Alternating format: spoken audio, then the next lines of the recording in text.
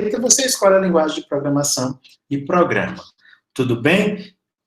Vamos aqui, então, para o slide 17, que é uma questão lá do Fábio, né?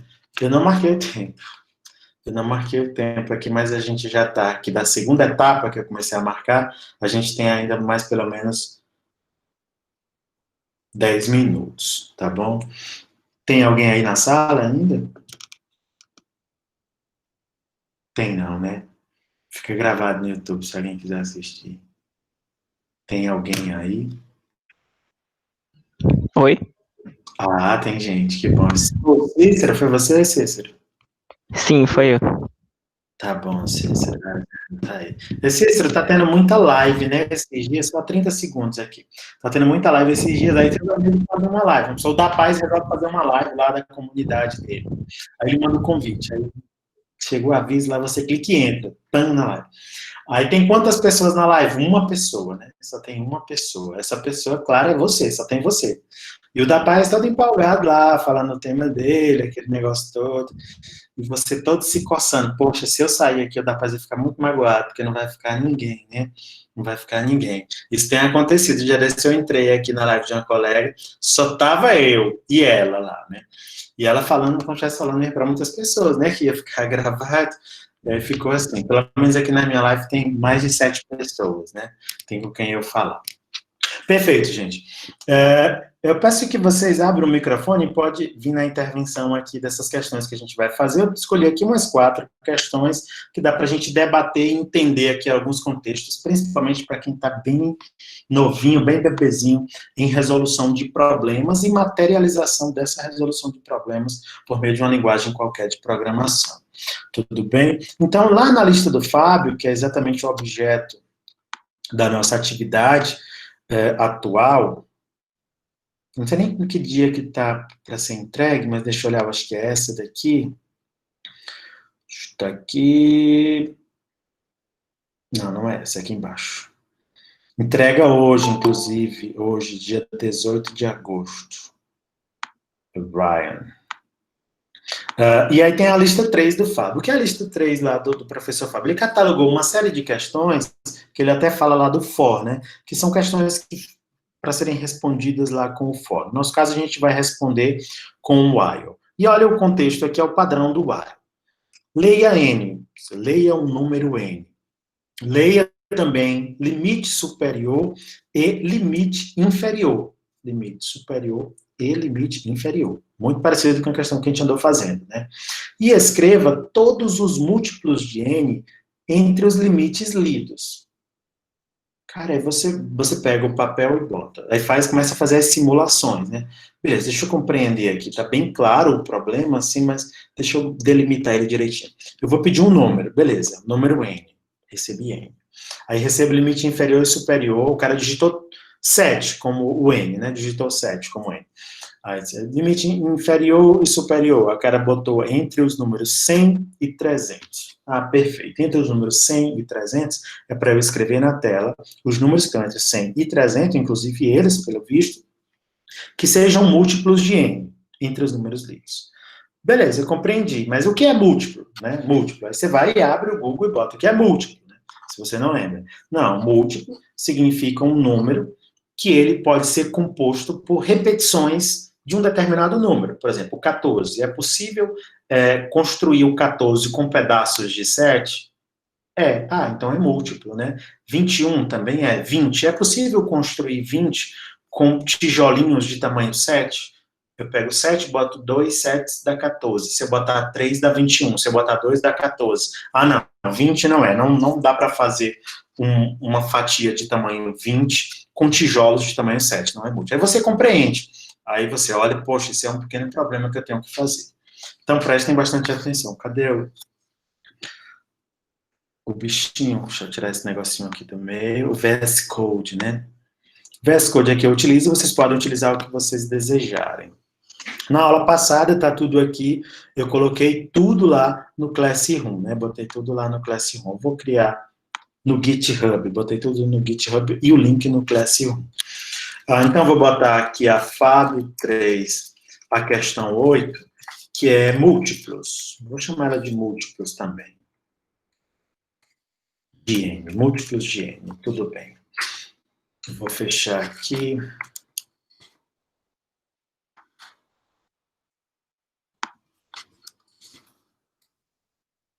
Pronto, a fonte ficou aqui um pouquinho maior. Tudo bem, senhores? Deixa eu ver se chegou alguém aqui. Tudo bem. Vou fazer essa questão aqui de uma forma, tentar fazer rápido, né? Que ela parece ser fácil. Então, eu tenho algumas etapas a seguir, que eu já fiz aqui o algoritmo na minha cabeça, né? Eu tenho um programa principal, eu preciso receber um número n. Eu vou até chamar de n por enquanto. Número n, por favor, você vai pedir para ele. E, obviamente, você já sabe dos detalhes, né? Dos pormenores, que esse n aqui deve ser um número inteiro. Em seguida, você tem os limites inferiores. Eu vou botar o nome grande mesmo aqui, limite inferior. Input. Limite inferior. E tem o limite superior. Superior. Superior. Ótimo. Essas são as entradas previstas aqui, são as 3. Perfeito. Então, eu vou ter que passear do limite inferior até o limite superior, do limite inferior até o limite superior, e verificando cada um desses números. Então, eu já tenho exatamente o que o while precisa, que é de um ponto de partida, um ponto-alvo, para que eu possa dominar ele. Perfeito? Então, eu vou fazer o seguinte, vá fazendo devagarinho, por partes, tá bom, gente? Então, veja só, você vai precisar verificar um número atual qualquer. Esse número atual qualquer, depois você vai fazer uma verificação se ele é múltiplo de n, tá bom? Então, veja só. Então, enquanto eu vou utilizar o próprio limite inferior para o nosso controle. O limite inferior, enquanto o limite inferior ele for menor ou igual ao limite superior, eu botei igual porque se o limite inferior for 3 e o máximo for 10, eu quero que ele vá de 3, 4, 5, 6, 7, 8, 9, inclusive o 10. Se eu tirar a igualdade, quando o limite inferior virar 10, ele não vai entrar no while. Então, ele só vai até 9, porque 10 não vai ser menor que 10, vai ser igual. Perfeito? Então, tá aqui. E a cada volta eu vou fazer o seguinte, eu vou escrever na tela. Deixa eu autorizar aqui alguém. Samuel Ítalo McDonald. Eu vou pedir para escrever aqui na tela o nosso limite inferior, que eu estou usando ele como os próprios números intermediários. E eu avanço o meu próprio limite inferior, certo? Em uma unidade. Tá bom. Vejam só, eu posso dar espaços aqui, não tem nenhum problema. Do ponto de vista de tecnologia, em Python nós não temos uma notação explícita aqui para dizer que é o fim do while. O while acaba quando a gente encontrar uma instrução que não esteja mais com essa indentação. Ó, aqui na linha 11 não vai estar mais, né? Vou até botar aqui a palavra fim. Ótimo, já posso rodar, já vou rodar o que é esperado, que ele mostre todos os números entre o limite inferior e superior. Prestem bastante atenção. Tá rodando, tá rodando, tá rodando, não tá rodando. Deixa eu dar o play aqui de novo. Ah, ok, tá rodando, né? Eu só não mandei executar o nosso main. Então, venho aqui no final, como a gente organizou lá, eu chamo o main. Perfeito, ótimo. Dou o play aqui novamente. Tá certo, agora ele pediu, tá aqui embaixo. Um número n, eu vou botar um número qualquer, 3. Limite inferior, eu vou botar de 3 até 10. Enfim, perfeito. Ele escreveu o que eu queria. Ele foi de 3 até 10. Agora, eu tenho só que resolver o problema de fato. Esse é o trabalho. Mas eu só vou fazer esse trabalho se esse número intermediário, que é o limite inferior, se ele for múltiplo de 3. E ser múltiplo de 3 significa o resto da divisão de limite inferior por 3 é 0. E aqui é a mesma coisa, esse print só é para acontecer se essa condição for verdade.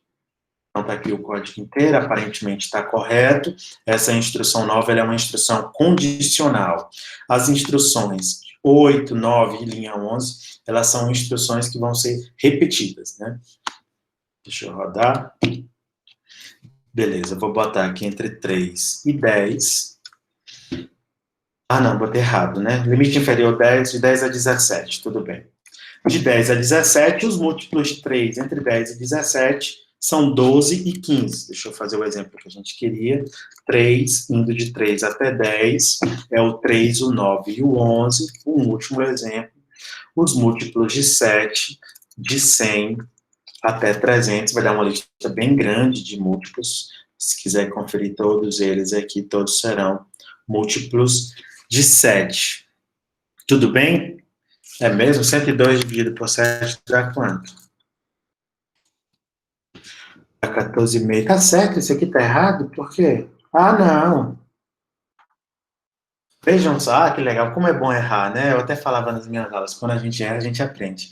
Eu deixei fixo aqui em 3, né? Mas não é para ficar fixo em 3, porque o nosso programa, ele é genérico, então ele é específico, ele não é específico, por exemplo, de ser múltiplo de 3, é múltiplo do N qualquer, é múltiplo do N.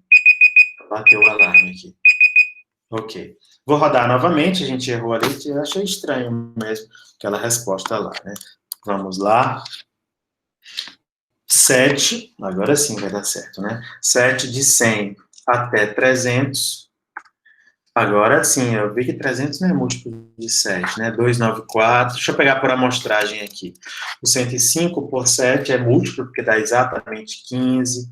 O 133 é múltiplo, porque dá exatamente 19. Tá bom, gente? Então, o passo a passo de abordagem é esse. Vai fazendo por etapas. Quando a gente está com o while, primeiro domina o while, entendeu o contexto, vai aplicando ele devagar.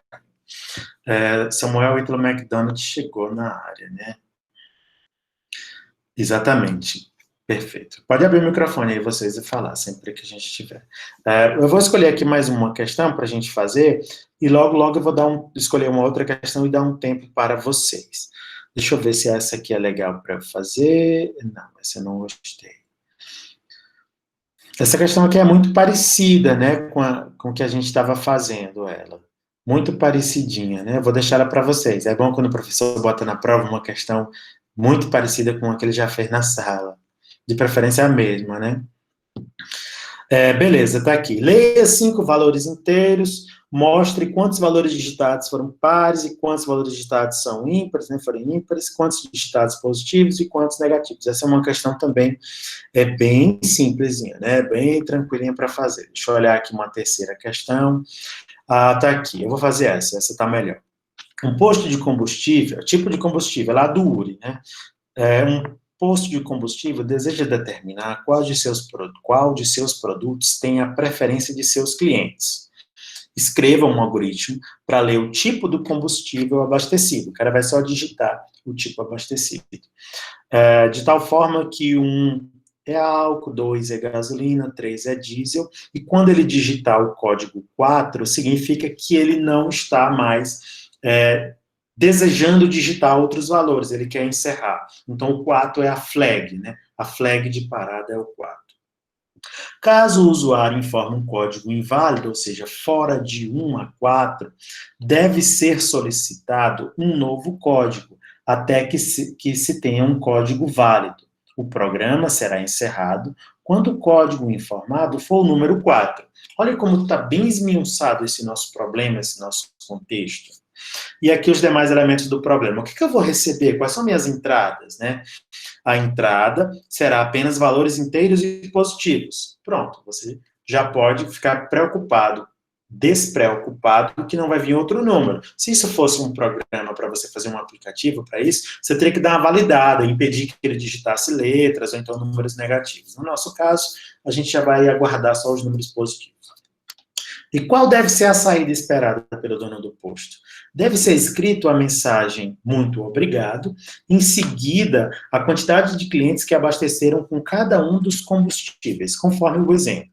Se a pessoa digitou 8, 1, 7, 2, 2, 4, é para aparecer muito obrigado, é para aparecer álcool só um cliente, porque o número 1 apareceu só uma vez, gasolina é para aparecer 2 clientes, porque o 2 apareceu 2 vezes, o número 7 e o número 8 são desconsiderados, e o número 4 serviu como critério de parada. Tá interessante, né? Ele é muito bonzinho esse problema. Então, vamos aqui. Vou criar uma nova questão. Vou chamá-la de URI 1134.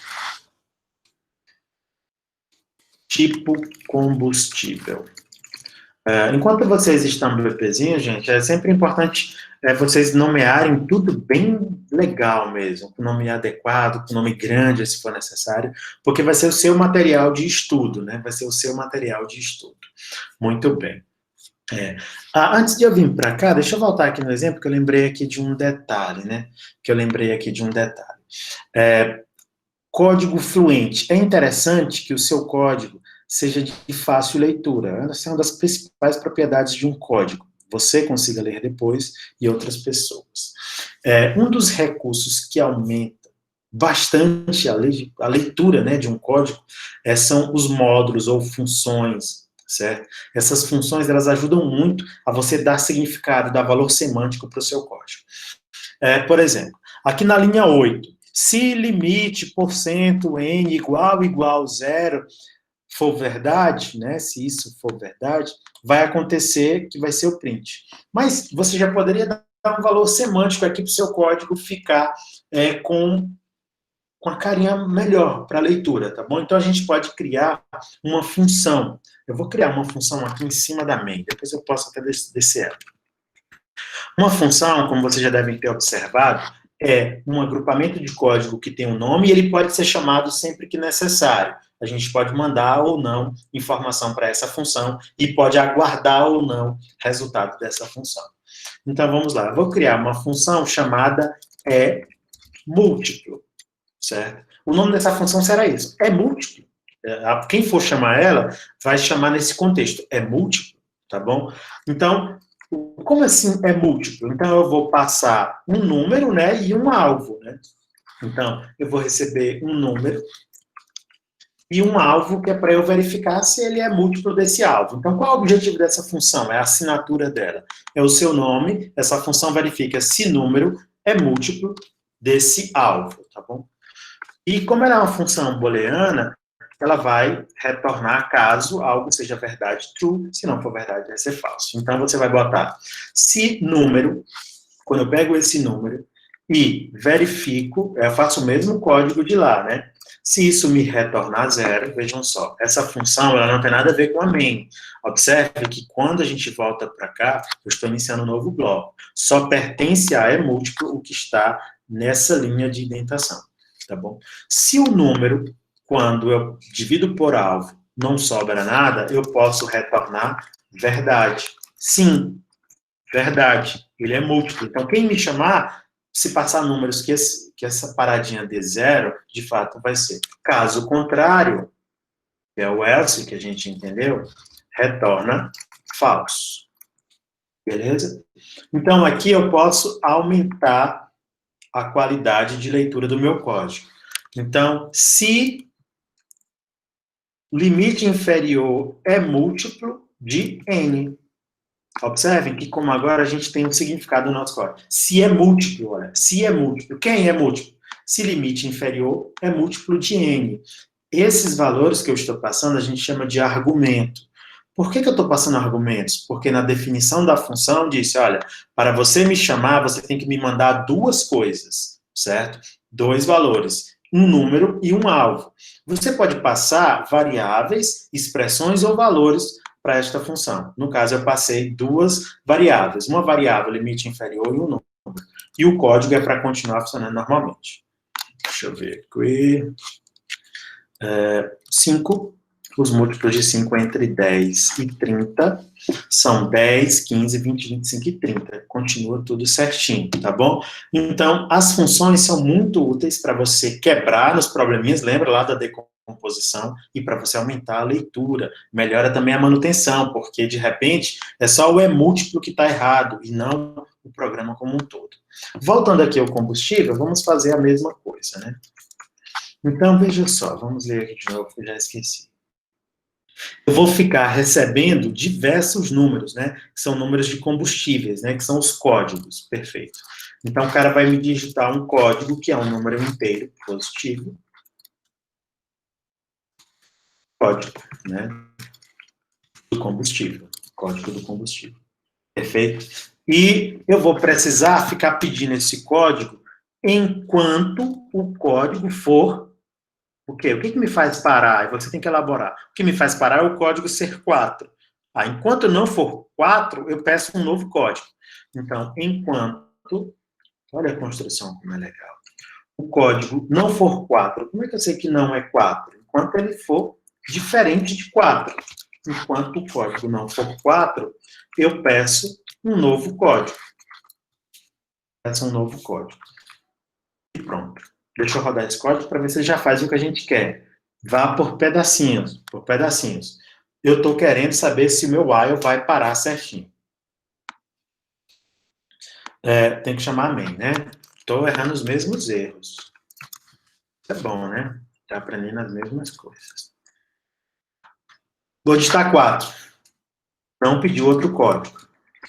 Vou digitar 8, pediu outro código, 7, 0, 4, parou, não pediu outro código. Então, sempre quando a gente está aprendendo o while, o primeiro passo é dominar ele. Cara, quando que eu tenho que parar? Tá parando? Tá parando, então já dominei. Então, o código disse bem claro lá. O código 4 é o que faz parar. Todos os demais faz prosseguir. Perfeito. Então, na hora que eu peço o código, antes de eu atualizar o estado, observe que esse é o estado anterior. E aqui eu estou atualizando o estado. Estou pegando novos códigos. Eu tenho que verificar se é 1, se é 2 ou se é 3. Se o código for igual a 1, significa que eu tenho álcool. Então, eu preciso aumentar a quantidade de álcool. Para aumentar a quantidade, eu preciso ter a quantidade anterior, né, de clientes que abasteçam com álcool. No nosso caso, é 0. Já sei que eu vou precisar também de gasolina, que também começa em 0, e de diesel, que também começa com 0. Então, se for código 1, a quantidade de álcool será 1. Perfeito. E se não for? E se não?